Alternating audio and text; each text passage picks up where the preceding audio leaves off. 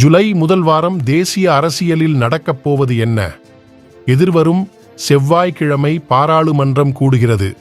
அதிபர் ரணில் விசேட உரை ஒன்றை நிகழ்த்தவுள்ளார். தேசிய அரசாங்கம் ஒன்றை நோக்கி அரசு செல்ல இருப்பதாக அறிய கிடைக்கிறது. எதிர்க்கட்சி உறுப்பினர்கள் பலர் அரசுடன் இணைய இருப்பதாக தகவல் கிடைத்துள்ளது.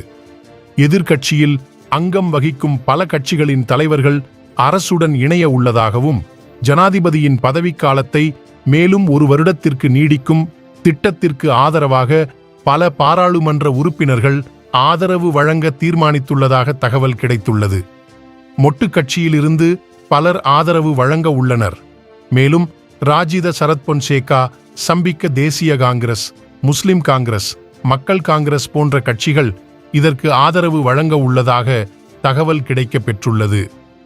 தற்போது சுமார் 100க்கு மேற்பட்ட பாராளுமன்ற உறுப்பினர்களின் ஆதரவு ஜனாதிபதி ரணில் அவர்களுக்கு இருப்பதாகவும், அவசியம் ஏற்படின் பொது ஜன வாக்கெடுப்பு ஒன்றுக்கு தயாராக இருப்பதாகவும் அறிய கிடைக்கிறது. மீண்டும் அடுத்த செய்தியில் சந்திப்போம். நன்றி.